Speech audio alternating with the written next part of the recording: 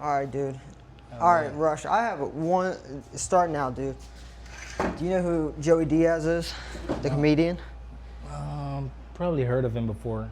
Okay, so Yeah. he has a joke about Okay. the immigrant mentality, dude. Okay, what And do you, you say? and you glorify it, bro. You're just Really? bro. Just Yeah. you figure that shit out, bro. And that's Fuck yeah. right when I met you. I like to talk to people, Yeah. break it down. Like, what's your process? What do you do for this and that? Yeah. For everything, you're very systematic, dude. Yeah, for sure. And then when I found out you're an immigrant, it makes total sense, bro. Yeah. It's not Yeah. easy progress. No. So I want to ask you about when you're a kid. Was that the plan always, or did No. it fly out that way? No, well, I mean, pretty much, I mean, my dad moved here maybe back in the 70s. My dad was, back and forth. Not even sure of how he got here. I'm not sure, what his connections were to getting here, but, my dad came back and forth. I was born in the 90s. So, of course, my dad was already traveling the United States before I was born. I came here. I didn't really, it wasn't like I'm gonna go to the United States someday, I mean, I pretty much, grew up most of my life in Jamaica. I I did all my schooling there, went through, from primary, basic, all the way up to college, So, I mean, that's my culture, for the most part, When I was 20 years old, I was, because my dad was here, I was able to travel. So since I was 10 years old, I had a green card, and I could come back and forth. So I used to travel. I used to come here like, Christmas, summer holidays and stuff. So I was always back and forth. But at the age of 20, I decided I would want to give, America give myself an opportunity with America. You know what I'm saying? So Yeah, I was for like, sure. you know what? Let me go try it out. I mean, I grew up most of my life in Jamaica, so I know what Jamaica is, for the most part. I actually was working before I left. I was working for a company that did subcontract with the electric company and any kind of electronic stuff. They were like, the people. So they were subcontract. We got a lot of projects that we did, like windmills. We did some boiler turbine generators. So that was like, my first fresh out of college, doing my industrial engineering. That was like my first intern that I did. It was kind of like, very huge for me, I did it for maybe around 6 months, and then, I decided, because maybe they would have offered me a, permanent job, but, I just needed to get my intern. I needed to do my hours or my time in order to get my certificate. So I had to like, prove, hey, I did my intern, and then, I go back to the school, get my certificate, and then I was good. Gotcha. So that was kind of like, a part of it. So I was like, let me go come here and try, see what it's like. And ever since I got here, man, I just grind, It was just a very, like for me, I just felt like things was easy, coming here, like it was like, whoa, like, the land of opportunity, and that's how I felt, I mean, I still feel to this day, it is, you can, anything you can think of, that is, possible within some means, you can make it happen, it's not an unrealistic thing to imagine or to have, it can be done. Yeah, sure. Yeah. All right. Fuck, you just sparked a couple questions. All right. Well, let's. I want that first job you had, dude. Yeah. Is there? If not, it's all right. Well, Yeah. but is there a problem that in your mind that you remember, like something that it was like a breakthrough moment, like it was one project that it hit, or a couple projects, something that. Well, I mean, so my first experience out there in the working world, it was very different. I worked for, as I said, a company that was they were subcontract to other power, electric companies. So we did like works for them, like windmills and installations and mainly the instrumentation. So I mean, for some part of it, you'll have mechanical go out there, put the stuff up, and then you'll have our company come in and wire it up. You know what I'm saying? It's two different fields, you know what I'm saying? Just like a house. the plumber doesn't do the electrical. You know what I'm saying? Yeah, So that's how it is with all these. Even with the boiler generator that we installed. I mean, it was a multi, effort of different resource. Different people that came in and did their part. Gotcha. So we didn't like when we got there. Okay, well the plumbers already ran all the piping. Right. We just had to go and pull the electrical wires through. You know what I'm saying? So there was some, combination of different people working and stuff like that. And I mean, I was only like, because of what the company did, I was only exposed to, what they did. You know what I'm saying? Mm-hmm. So it was very limited. I mean, I only did mainly instrumentation. So it was just looking at these blueprints and just kind of like figuring out what wires need to go to what part of the breaker. But for a boiler generator or even a windmill, it's not as as simple as a house. There's a lot of circuitry, so there's a lot of things that needs to communicate and needs to, so the instrumentation on it is very different than a house. You'll just have 110, whatever for the house, you'll just have that basic system just, running. But for those type of, it's a generator, it's something that is, it's not, it's the current is not generated yet. Oh. You get what I'm saying? So this is what is generating the current. So there's a lot more electronic components that, create this, you know what I'm saying? Like it doesn't just generate and just transfers like that, there's a lot of electronics that's involved. So, when that generator goes, just like same thing with the windmill, when it starts spinning and the gearbox starts turning and the windmill is rotating at say, 1 revolutions per minute, the gearbox down here is probably rotating at 1,000 revolutions per minute. So 1 revolution of this thing is rotating this gearbox, 1,000 times faster. And that's what's generating the current. That gearbox now is spinning so fast. And, it just depends on how the electronics is. But if it's like, magnetic oriented, then, if it's a magnetic field that is being generated, then, there's a lot of wires that's in a magnetic field, There's a lot of copper that makes up a magnet. So, just, you know what I'm saying? So the electronics on a house compared to it's just a lot more. So, looking at a blueprint of a windmill or a boiler generator, it's pretty complex compared to, a house, you know what I'm saying? So I mean, absolutely, yeah. I completely understand what you're saying. You saw the complexity of blueprints. So I mean, for sure. I mean, I don't want to say I experienced, a whole lot, but I was able to just be exposed to, just a different aspect of the industry, Absolutely. I mean, my degree covers, some electronics, some mechanical, I did diesel operation as well. So I mean, my degree kind of covers, a vast majority of, industrial stuff, So anything industrial, electrical, mechanical, chemical, because I did do some chemistry, you know what I'm saying? But it's not like your deep dive in the hole, It's very on the surface. You get the basic understanding of it, Everything has a science, The world, the space that we live in right now, there's a certain science, We call it physics, but that's a science, It only works like that because, gravity is a certain way, and so if we don't consider these things, then we'll never really get to where we need to. We have to consider these things, that makes us, exist. Absolutely, dude. Absolutely, yeah. Oh, dude, I understand what you're saying a little bit. And I know this sounds odd, but you almost experienced physics a little bit, and you started to, you saw the way the real world works. So you cleared up some I totally understand that. When I first started working, there's some things that it hit me fast. It was like, I don't know why I thought about it. Yeah, dude, that's totally. You see something for the first time, you think it's rocket science, and you're not realizing, wait, this is all man-made. So I mean, and if it's man-made, then I mean, ultimately, you're a man, I'm a man, so we're fully capable of figuring it out.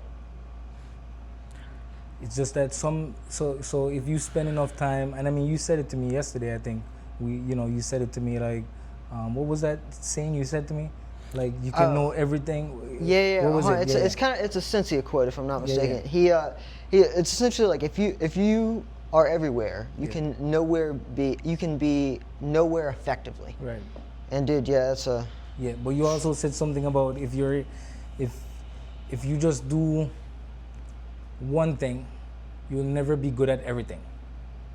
Oh yeah, dude. Yes, Right? yes. Yeah. Because that I think that was like the point where I feel like you know that's kind of how things around us got created.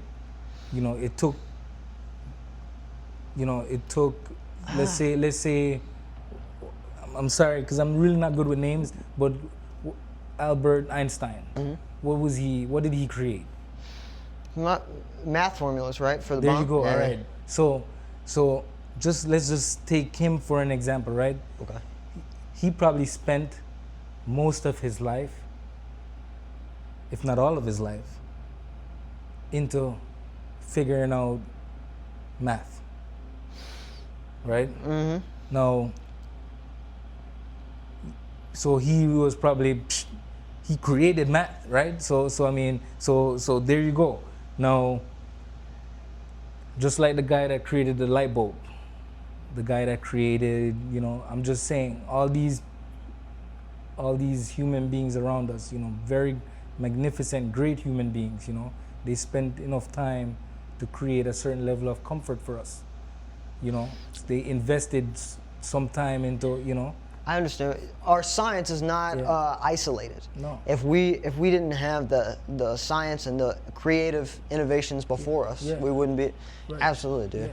Yeah. Hold on. So we're gonna, before we get too far, the America thing, dude. Yeah. Okay. So you said I didn't realize. So you had come before you were 20. Yeah, for sure. So yeah. what was I was coming here since I was 10 years old, so I was traveling back and forth for like 10 years. So where do you touch down first? What's your first like American experience, if you remember it? Shit, my Florida, man. Okay. Hell yeah. Yeah. When I came here, I came straight to Florida. I was actually, I think we were living in Miami at the time too. So yeah, I was in Miami for a little bit, and then we ended up moving to a different area, maybe in Broward area a little bit. So we moved out of Miami, and then I've been living in Broward, or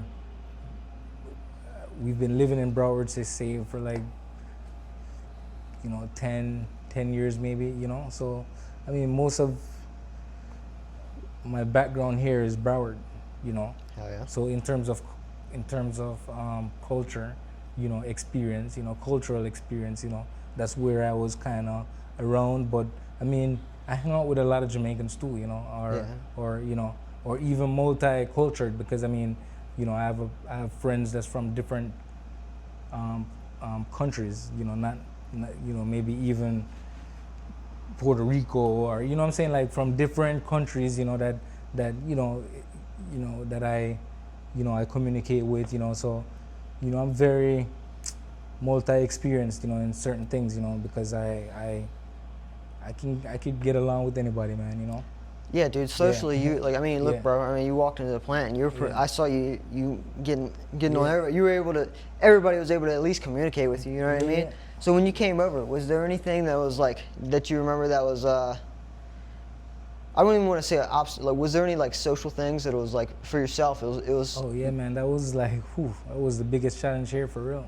Oh really? Like, yeah. Like when I came here, like think about it. Like, I grew up most of my life in Jamaica, so communication there for me, like with people, my peers or whoever, was just a very natural thing. I never had to think about it ever. When I got here, it was very different. Almost for a whole year, bro, I didn't talk much. I just observed a lot. I just listened a lot. I didn't, it was very different for me. Like, I would talk to my friends on the phone, like, back home, or, so I would talk, it's not that I wouldn't talk, but I just wouldn't, be as sociable. Right. I'm still not really a sociable person either, like, even though I may have that demeanor, but when I'm in a work setting, in order for, me to be successful, it's a team effort, so I can't be in my personal, in my personal way when in my professional, you know, experience or my professional where I gotta be, right, professionally, I need to be a certain way. You know what I'm saying? Yeah, So absolutely. I have to be a little bit more dynamic in terms of personality. I can't be just like, oh, I'm gonna stay in my little shell. I gotta I gotta be able to communicate with people. Being in a different place, where communication is a little different than Florida. The accent here is a little different. And getting, kind of like used to that and figuring out like what these linguas mean, like, hey, when you say that, what, because I know you're saying something, but you know what I'm saying? Yeah, but for sure. So that's always something to adjust. So I mean, I had to do that when I was in Florida. When I came up, it took me some time, and I mean that was because of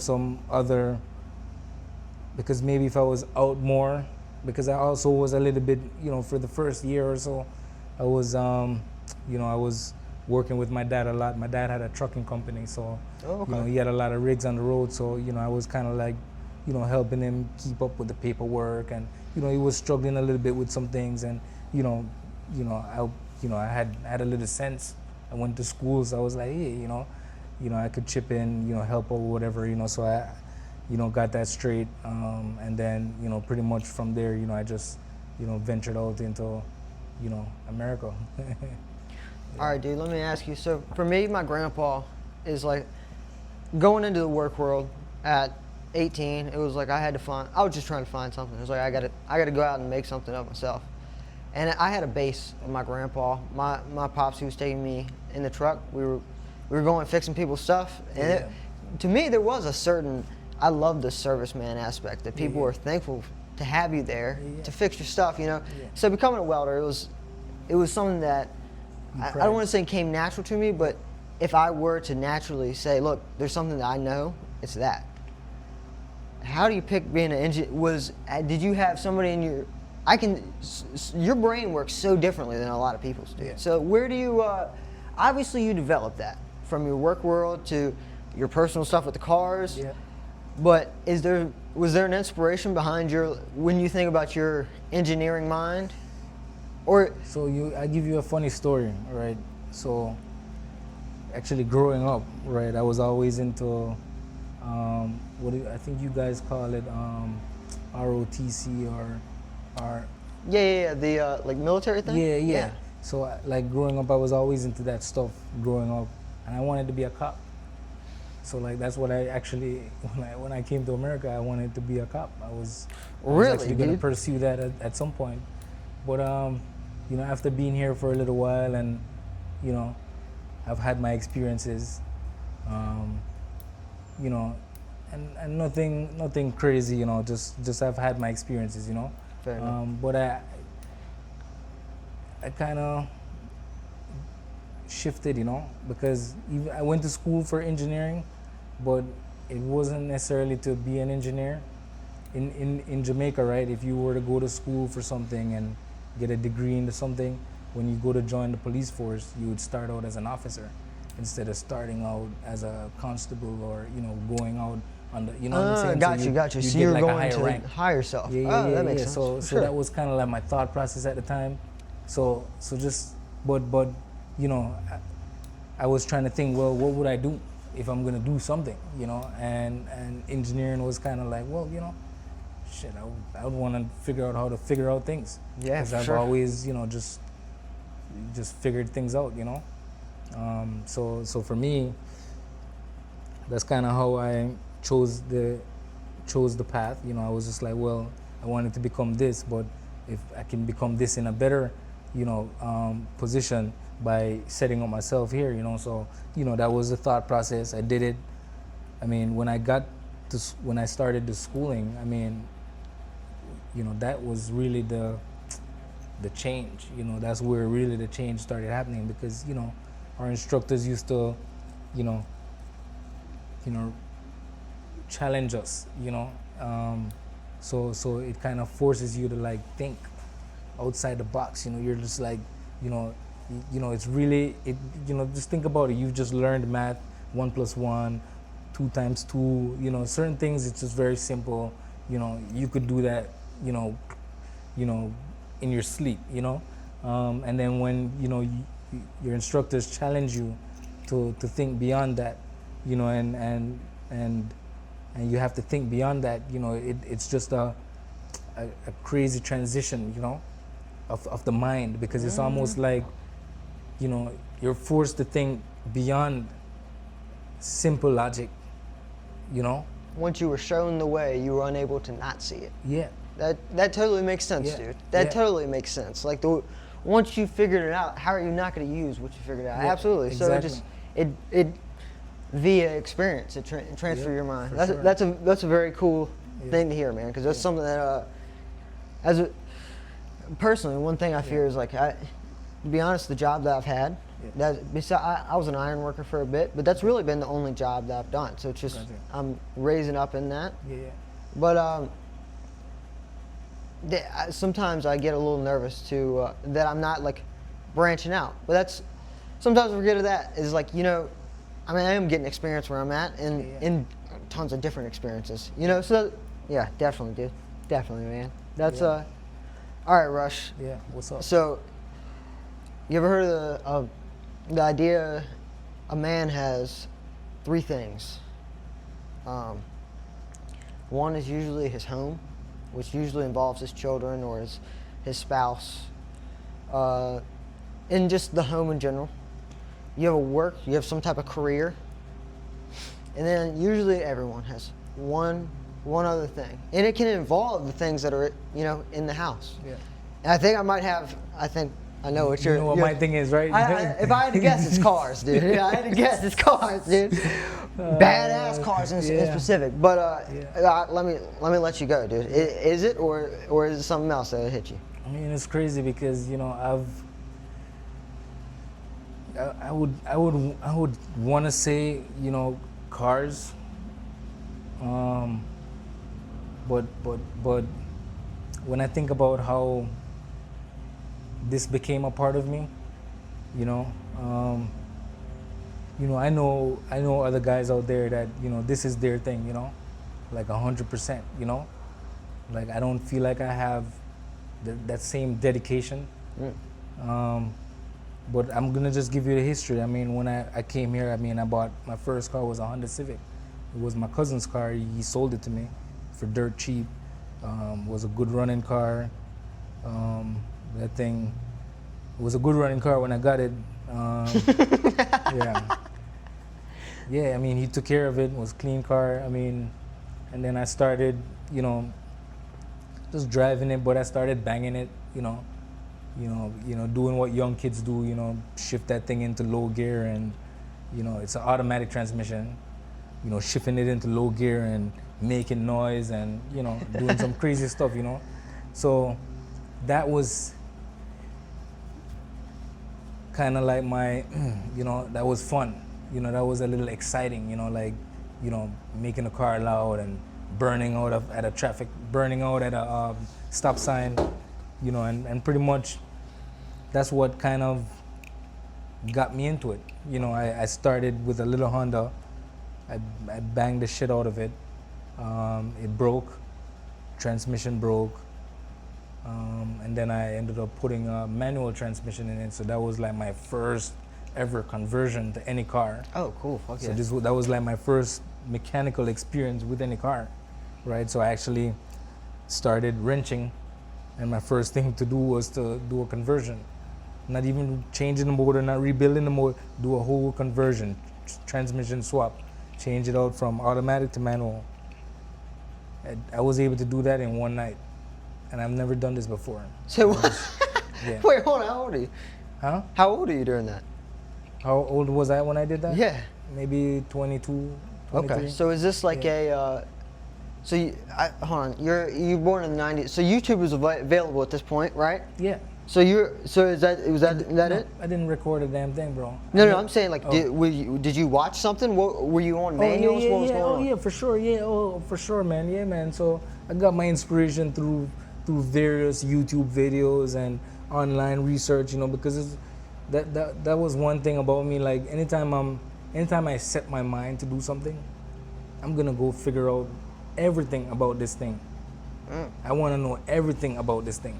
I don't want to be short-sighted. I don't want to be, and I mean, it took some experience for me to build that or develop that for myself because,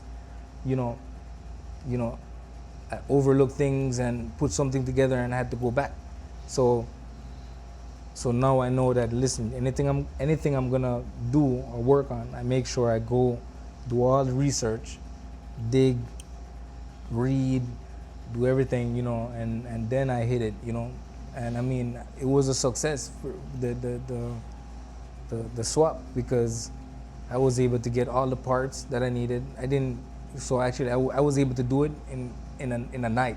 I mean, this was like mind blowing. I went to my buddy's house because at the time where I was staying at, I had a garage, but it was a nice garage. Right. Hell yeah. And I didn't want to mess it up, and I didn't know what this was gonna be. So, my buddies, they were living like 2 blocks, around the street. So I was like, you know what? They do work in the garage.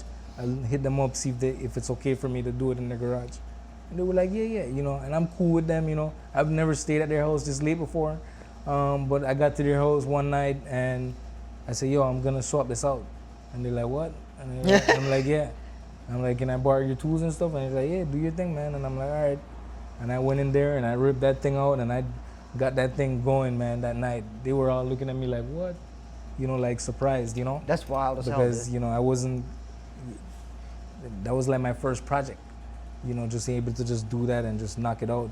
So that really kick-started my whole, because once I was able to do that, I was like, man, like, I can handle this, And then it wasn't until, a few years later, I actually opened a little shop because I had so much. Oh, you had a car shop? Yeah. So shit. Yeah. So I had so much passion to not necessarily work on cars, but to help people. Oh, that's cool, dude. Fuck yeah. Yeah. So I mean, I'm trying to give you the history behind me being into cars so much is because, I was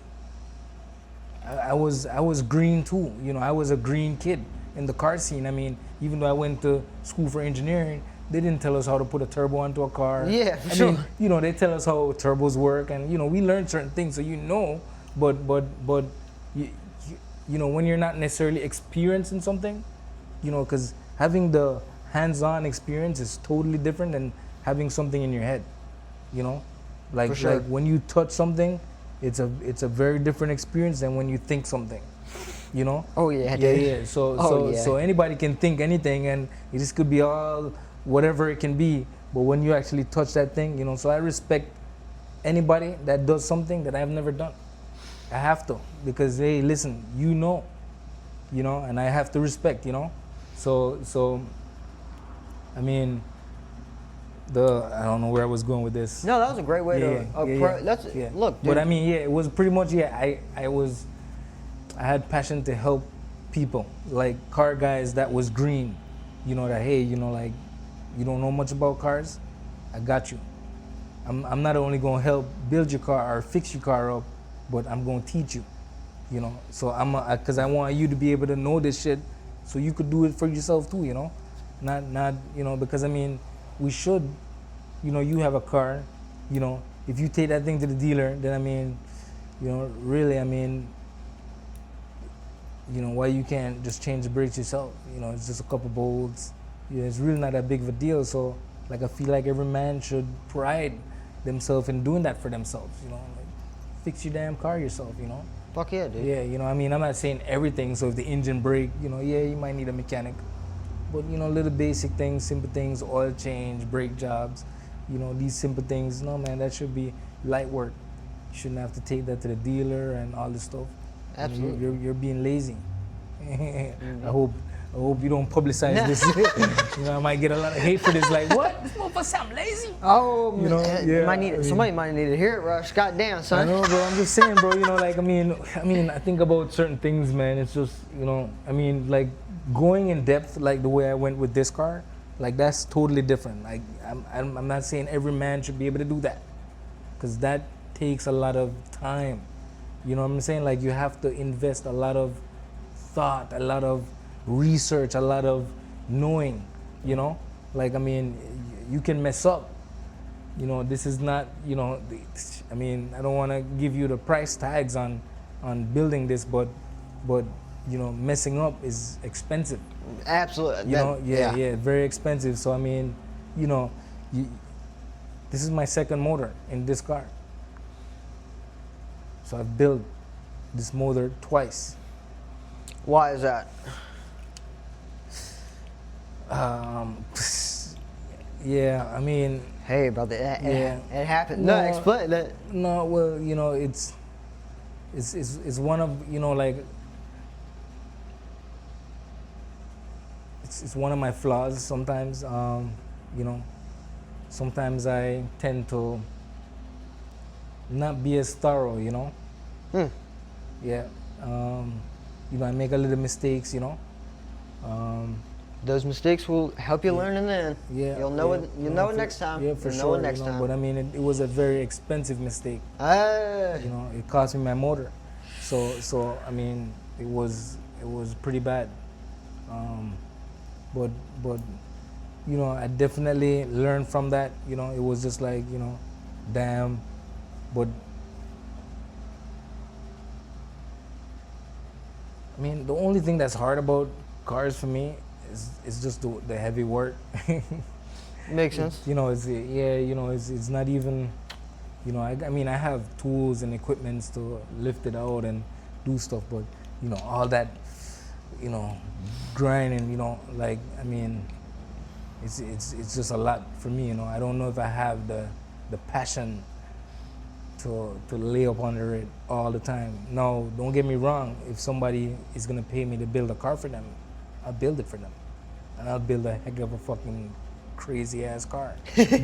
but in terms of like just being under the car all the time and just like no, I'd rather spend time with my family, you know. I mean, you know, but you know, it's just a balance, you know. So like sometimes, you know, like very soon I'm gonna start working on it again because I want to drive it to work, you know. I want to start bringing it out, but so I'm gonna start working on it again. I mean honestly, if I plug it up and I put a battery on, it should start. So I mean, nothing is stopping, but there's certain things for me that, you know, like maybe my oil pan is sweating. I don't like that, you know, so I want to like take the oil pan back off, reseal it, put it back up. You know, I don't want to drive it with a leak. You know what I'm saying? Yeah, so yeah, like, for sure. So like little things just is like, and then before I had left Florida, that's the hood for this, right? Oh shit! Hell Yeah. So I was driving this car daily, and one day I tried to start it, and it had a short, and that short ended up making me open the hood because I was gonna go check it. I opened the hood, and I tried something, and then I was like, let me try the key again, and I started the car, and the car started right up. So the short went away, but I forgot I had opened the hood. So I drove out of the parking lot, and my hood flew up, smashed my windshield. Oh damn! Yeah, so I ended up parking this car for a while, and that was just the only reason why, because the hood flew up, broke the windshield, and I just needed to replace it and get it repainted. So, but I just haven't had a chance to, you know what I'm saying? Like I'm just, so just, like you can, from just that, like, you know, a car guy out there, he would like say, yeah, he ain't really a car guy. Fuck you know, those guys. Because no. They would be like, I would have fixed that shit like that same day, you know? And I mean, I was like that at one point. Like, I remember like young, when I was early 20s, I mean, my shit was me and my brother. I mean, you know, my younger brother, he's really, you know, top G when it comes to cars, right? Like, he's dedicated, man. He's car guy 100. Like, I've never met a more car guy than my little brother. Oh, really? Yeah, Hell yeah, yeah. yeah, yeah. So I always have a reference, you know. So like when I'm saying I'm not a car guy, I'm kind of using my little brother as reference, because I'm like, sure. you know, I'm not even like, you know, he's you know the voice in your head. yeah, man, he's into it, man. I mean he's all over YouTube. I mean, you know, he's top G, built for the streets. Yo, check him out, man. Fuck You know, yeah. he's pretty dope, man. Fuck yeah. But yeah, so I mean, if I want to even give my little brother some more credit, I mean, I never saw my dad working on cars. I saw my little brother. You know, yeah. So inspiration-wise, inspiration-wise, in terms of like doing it myself, I saw my little brother doing it himself. Fuck yeah, man. You know, I mean, he's probably like 2 years or. Yeah, I think 2 years younger than me. So I mean, we're not that far apart. You know what I'm saying? So I mean, I saw him doing his own shit, and I'm like, damn, this guy is dope. I'm like, man, I got to be able to do this shit too. And you know, I'm able to do this shit too. You know, just not as dedicated as he is. You know, he's full on in. You know.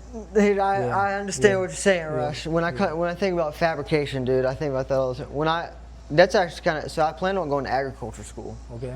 And that's pretty dope.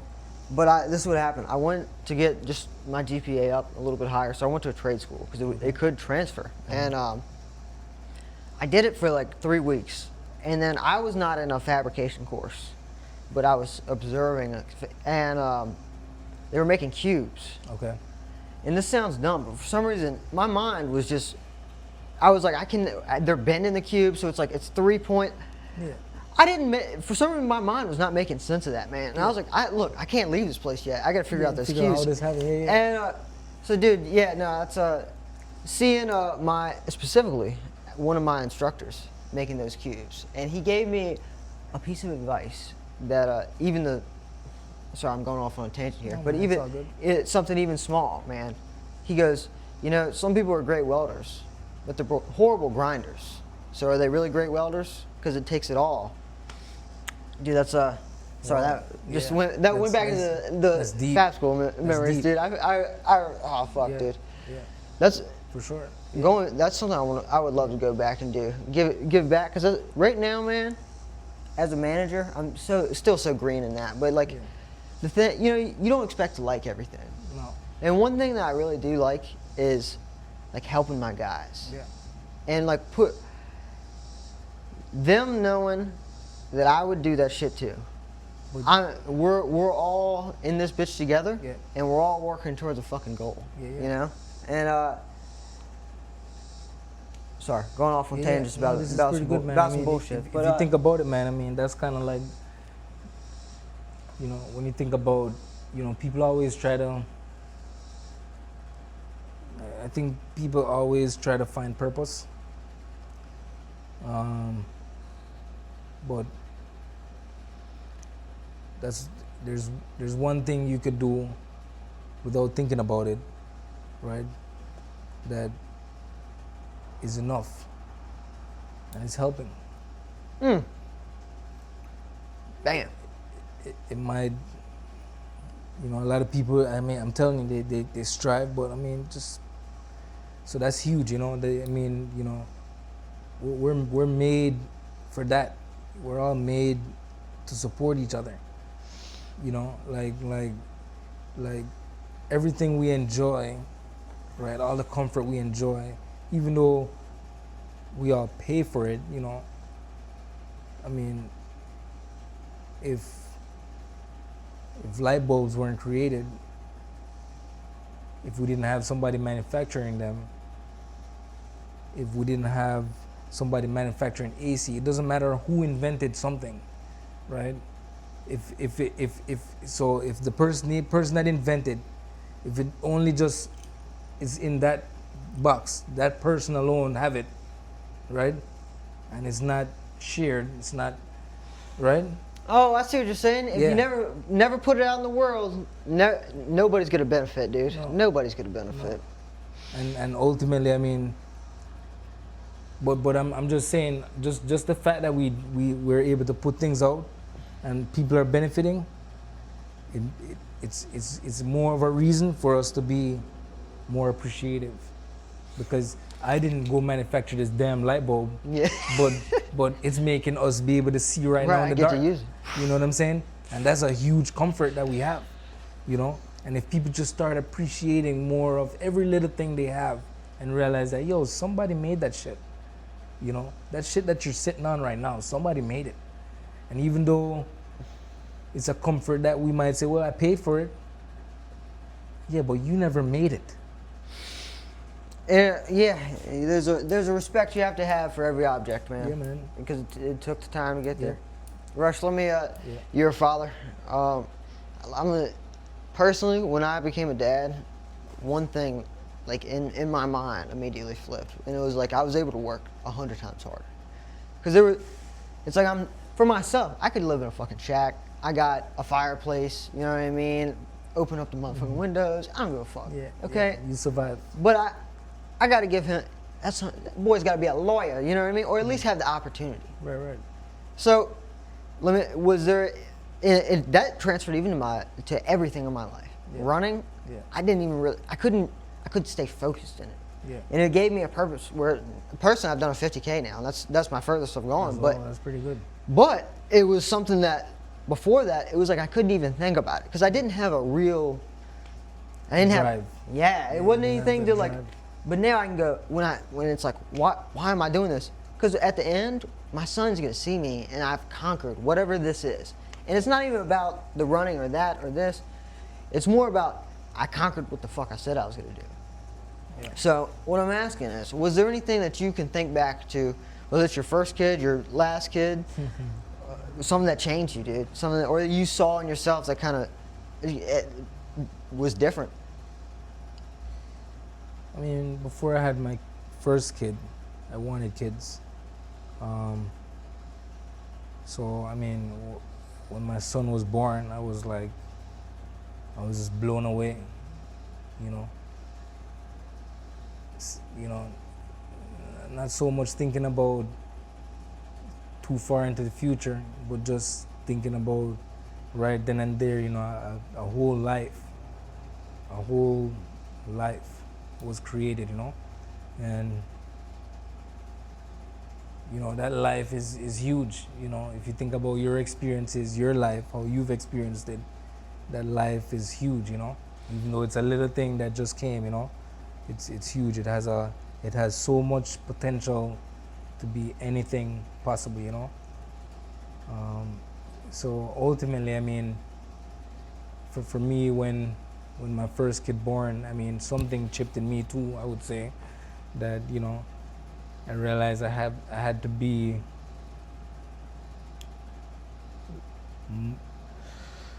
couldn't be selfish, man. You know, I couldn't be for myself anymore. You know, I could never be for myself, you know. And I mean,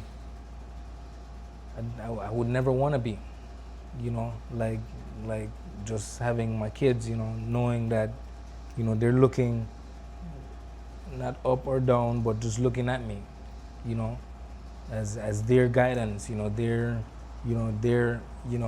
assistance to you know that's huge for me. You know, I have to make sure that, you know, I assist right, I assist well, because this is a whole life, you know, that's in creation, you know, it's going through.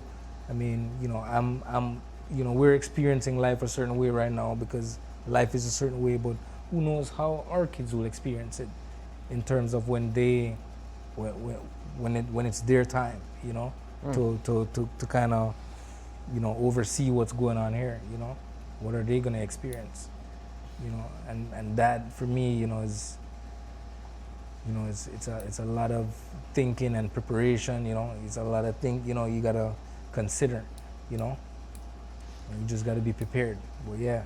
Something that hit me so fucking hard. Yeah. Was like I really think about myself socially a lot and how the words that I'm about to put out, how am I going to present that? But the cool thing about kids, that's the only relationship. My mom, my dad, they all kind of had a choice. That kid is naturally going to fucking love me. And if it gets fucked up, nobody to blame but me. And it's something that it's like so inherently true across the board. Yeah. There's never a kid that started out hating their parents. Sure, there's some people that do, but so I felt so young to like have that burden, but that burden, it was a time that I got to ask for more strength and not run away from the burden. You know what I mean? And it really grew that. So yeah, dude, that's fucking cool, man. Yeah. It's a whole life, man. It's a whole life. So I mean, a catapult that has to. I would say that would have to enhance you in some ways, because, it's just like if you're in a relationship, I mean, if it's just you alone, and you join with somebody, you got to be more enhanced. You know what I'm saying? Yeah, absolutely. So if you get, kids included, then I mean that's more enhancement. So, ultimately I feel like, that's where, just having, pieces of lives around you is amazing. Like your kids, family is important. That's part of our function. Because I don't want to say it's purpose or anything, it's part of our function. For sure. Look at every other animal around us. What do they do? Make more life. They procreate. And what are they? I mean, we classify them as invasive species, and but we really created these words, and we, but ultimately the land is for whoever, whoever is there. So I mean, we're all creatures. I mean, we just might be a little bit more intellectual, but we're all creatures. So this is what we do. We procreate, make more life, and because of intelligence, we try to make more comfort. There needs to be a limit, because the planet can only take.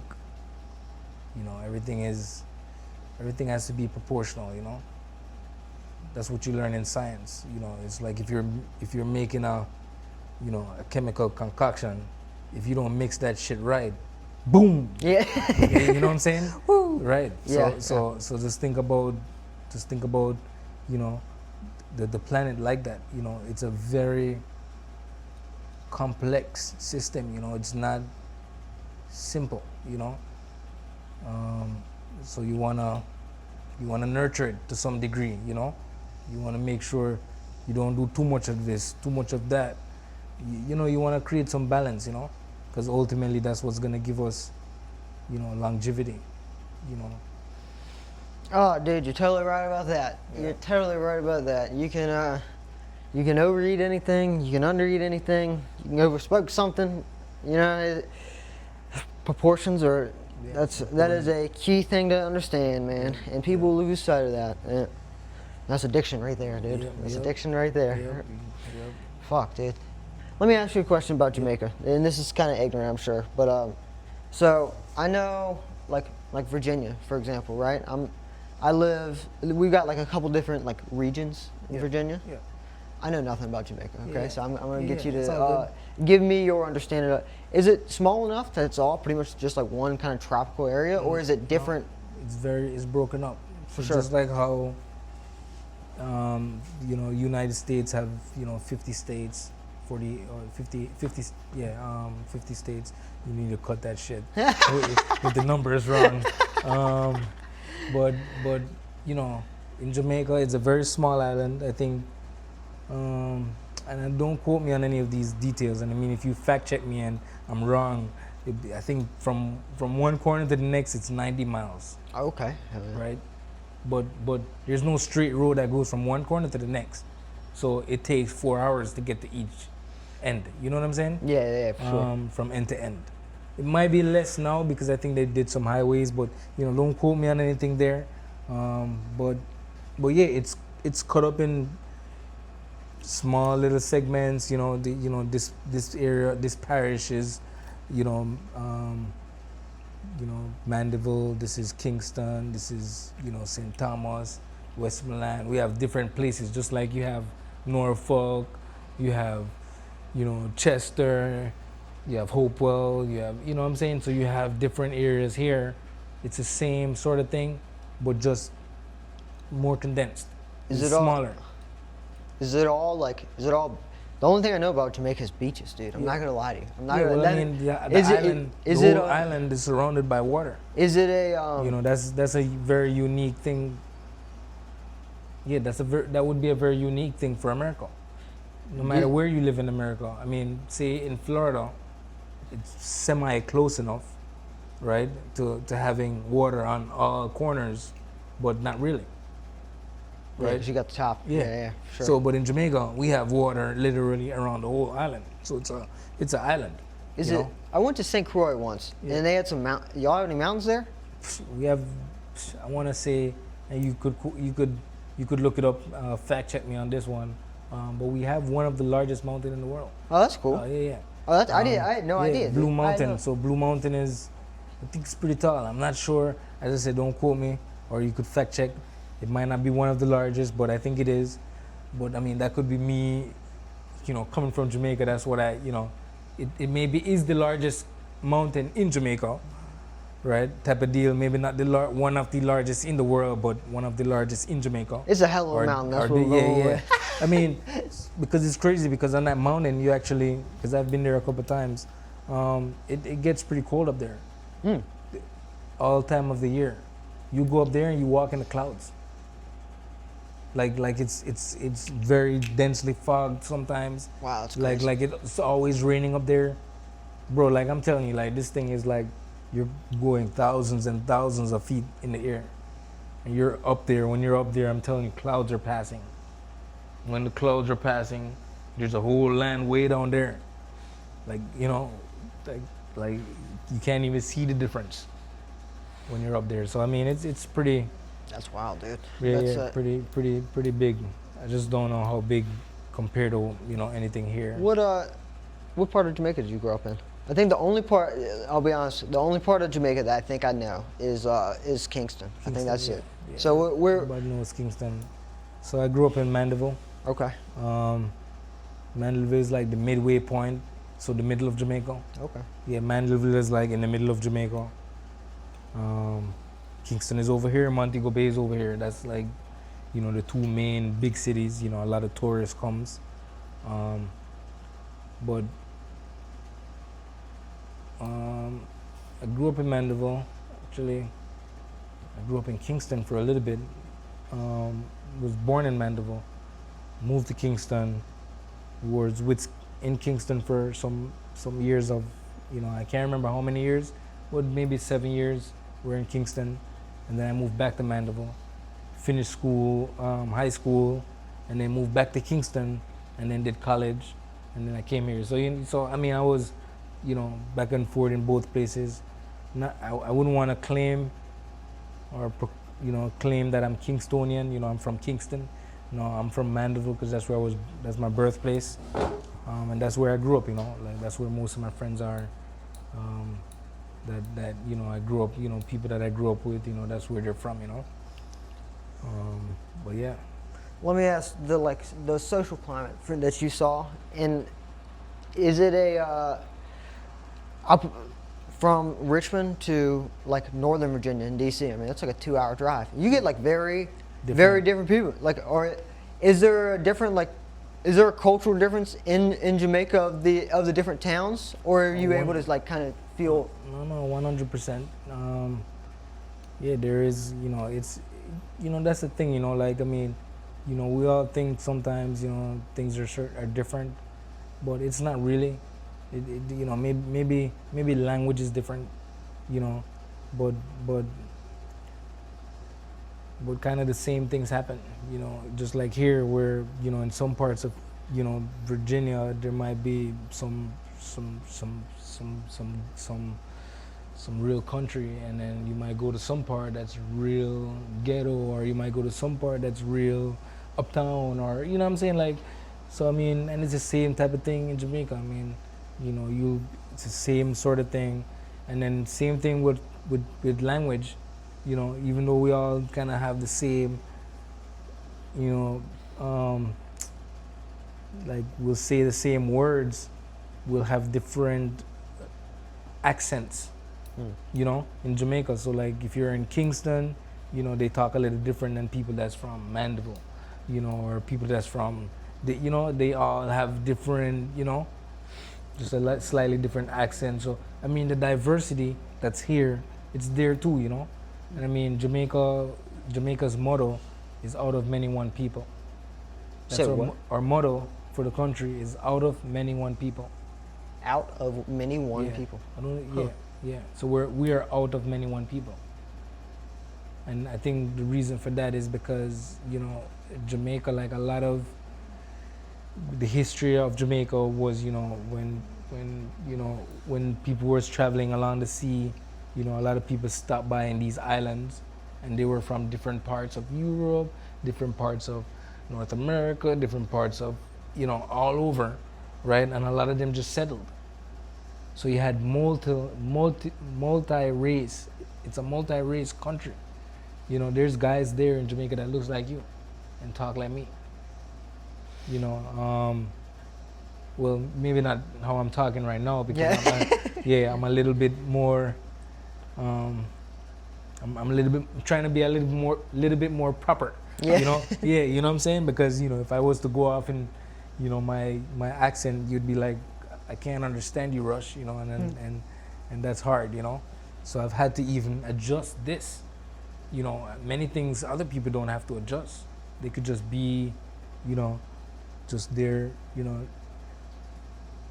what they're used to being, But when you come to a different country, people don't understand you. You're like, oh man, I have to slow down.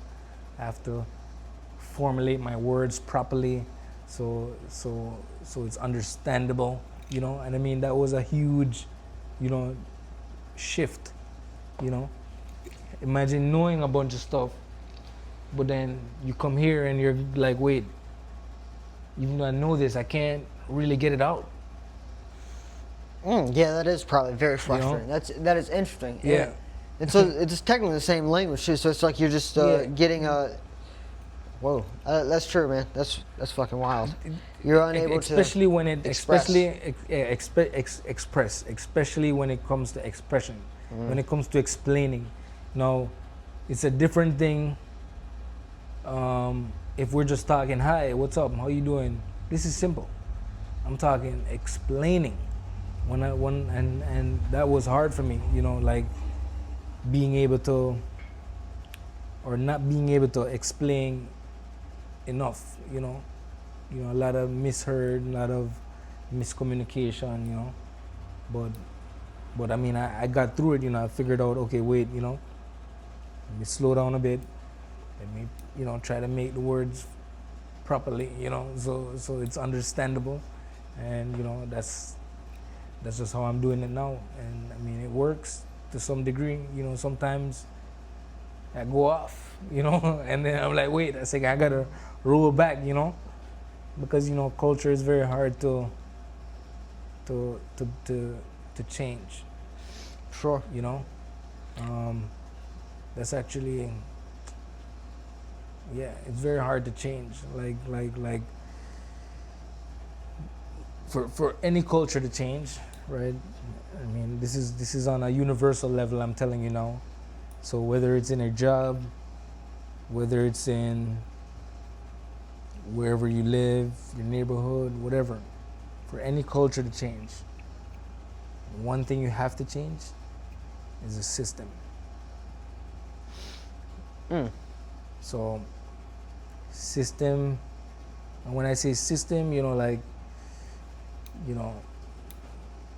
just think about everything that's around you, the grocery store, the laundromats, whatever it is that's around you, everything that's around you, that's your system, In order order to change culture, you have to change system. Absolutely, dude. Absolutely. Yeah. Absolutely. That's and changing systems is hard, but once you do it, it's a lot of times for the best, man. A lot of times I have seen that, and it's like you have such a resistance. In plenty of situations, I've had plenty of resistance, and then The change is good, brother. The change is good, man. Yep. All right. Change is good. You told me the motto for BMW a while ago. Could you quote that for me? I don't remember it. What, BMW? Yeah, BMW had some motto that you said. Oh, the ultimate driving machine. Yeah, dude. Yeah. Your passion when you broke that down. That was like one of the first days we met, Rush. Yeah, that's crazy. And I fucked with that, dude. Because the way you said, man, if I'm gonna get into something, I'm gonna get into something that they love the engineering of it. Yeah. And then you start breaking that down. Yeah. And dude, a lot of the stuff I hear you talk about, the passion in it, I respect, dude. I respect. A lot of people don't.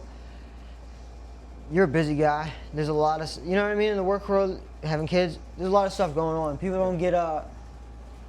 This happens to me sometimes. It's like I start moving so fast, I don't have time for the passion almost. Mm-hmm. And you're very good at stopping all the noise. Yep. And getting the full system out, dude. Yep. Laying it out and saying this is. You broke some. And I know this is good. Yeah. And I'm recording this, so this is gonna sound bad.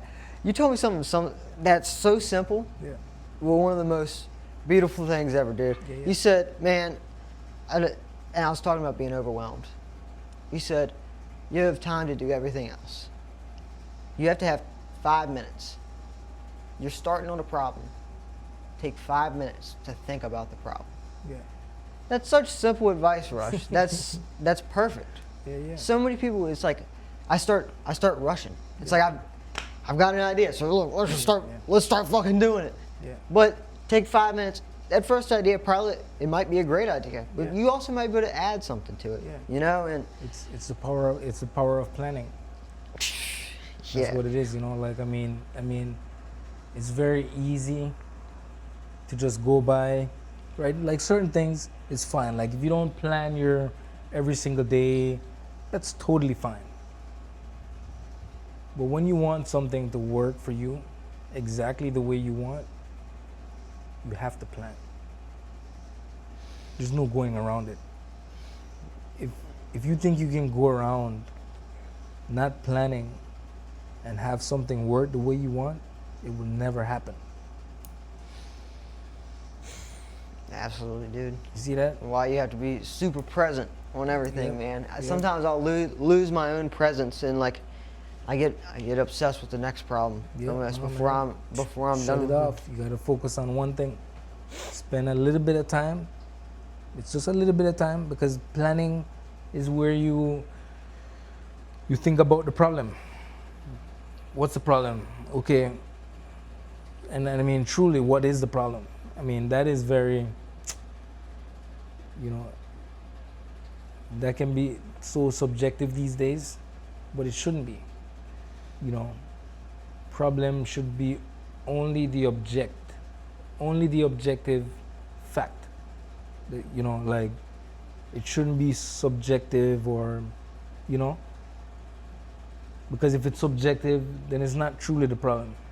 You haven't gotten to the problem, the real problem. You know, because I told you, you know, sometimes scrap that out, you know. Don't give away the sauce. Yeah. Yeah. Well, dude, let's Rush. You got any? Actually, you know what? I have one thing that dude, this is something I busted out this morning. I was writing about this morning. I was like, is there anything else dude? I have been. I'll tell you about myself for some. I went to one set of schools. I went to Colonial Heights, kindergarten through 12th grade. Okay, I went to one college. I had a different job than before this job, like my 16-year-old job. I had that from 16 to like I'm not the new guy a lot. It seems like you have been the new guy in a lot of situations. You've done some moving. You did some moving in school. What is your advice on that, dude? Because that's something that I'm good at stuff that it's like I've conquered it over and over. Yeah. That's something I've never conquered, and I haven't done it a lot. So I always like to hear about people's experience on being the new guy. Man, it's it's tough being a new guy because you almost never know. You never know what you're gonna experience, you know. You know, meaning that, I mean, you could experience anything, you know, like you could just meet somebody that just like, oh, they just don't like you because, you know, you're taking up space. You know what I'm saying? Like, you know, and, you know, I try very, I would say, I try to be a very neutral individual, you know. You know, I try not to be left or right, you know, in the middle, you know what I'm saying? Like, you know, because I feel like ultimately, you know, I mean, you know, us as all beings on this planet, you know, if we really like made the effort to just be neutral, not be so strongly opinionated, or not to be too little opinionated, you know what I'm saying? You know, try to find a good mean, you know, where, you know, things are more constructive, you know. But if we all like really, you know, if I'm gonna be out there at all, because I mean, if I don't want to talk to anybody, I can stay at home. I don't need to talk to nobody. You know what I'm saying? But if I'm gonna be out there, if I'm gonna be out there amongst other people, I'm neutral, man. You know, I don't want no problem. I don't have no problem. I don't have no dislike. I don't have no likes either. I'm just neutral. You know, so we gotta strive to be, you know, because all those things fundamentally, they're all self-created. True. People have all created those like ideas, and then you're just falling into it if that's what you choose to be. Yeah. So coming at it at, oh fuck, I understand what you're saying totally. It's like you take away some of yourself to an extent to understand the situation around you and to let people.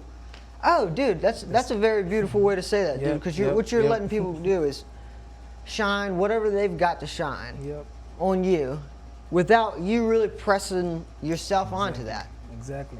Dude, that's a perfect way, and that makes total sense, dude. That makes total sense. I'm saying if we all made a little bit of effort to just do that, you know, it will ultimately, it would shift, you know, the way we are with each other, you know. I mean, because you can agree with something that somebody said, but you don't necessarily have to make it be known. For sure. You know. Absolutely. Yeah. Absolutely, so dude. Sometimes, you know, like the power of shutting up or shutting the fuck up, you know, that it's huge. Man, that thing is huge, man. Like I learned the hard way. You know, for me, I mean, you know, I remember having some past experiences where, like, if something is not going, you know, exactly, you know, how it needs to be going, you know, I'm fucking up here, you know, blah, blah, blah, blah, you know, you know, and I realized, you know, after a while, you know, I realized me going, you know, making all this noise didn't really change the outcome. The outcome is still the same. So, I just shut up. And ultimately, right, outcome sometimes is different. because, you know, sometimes when shit is happening, and I mean literal shit, if you don't add shit, then you're not gonna get more shit. There's gonna be less shit. Wait, say what? You lost me on the shit part. What the fuck? Oh, fuck, Rush. Oh, shit, man. dude. Yeah, man. Let me run that one again, man. So, I'm saying, when shit is happening, you know, so say somebody's fucking screaming at you and they're going off or whatever. If you start spewing off, meaning that you're now adding shit to shit. Right. I got you. Right? So if you add shit to shit, you're gonna get more shit. But if you don't add shit to the shit, then you're gonna get less shit.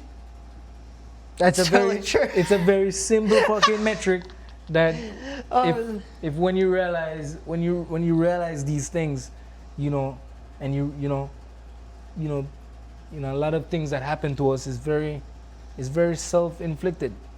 You know, we tend to look to others, you know, oh, that person took my parking spot, oh, he's a fucking bitch, you know. And you know, we tend to look to others that, you know, saying that, you know, but ultimately it starts with us, you know. If you really truly just zip it sometimes, you know, that thing, man, you learn so much. You will. And dude, you know something, the more that for a long time I thought it was like I was just fighting for the idea. Mm-hmm. Most of the time people aren't really fighting for the idea. They're fighting for their ego.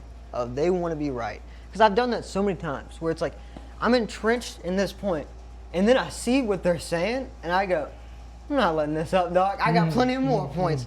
And instead of just, really the best way is, look, okay, if that is the best way, then maybe I can add something that I was thinking. And if not, then like you're saying, it's time to shut the fuck up. Yeah, dude. Shut the fuck up. Yep. Rush, let's fucking go on that, dude. Okay. I'm fucking happy with that, dude. Yeah. All right. Goddamn, dude. Rush, that's I was a little bit nervous. I'm not gonna lie. No, it's all good, man. This was my. I know it's kind of hot in here too, Yeah, so it's kind of like setting you up. I was like, let me make this motherfucker hot, so he get nervous over there. He can't ask me no questions hard. No, but this was cool, man. Dude, we got an hour 15 in. God damn.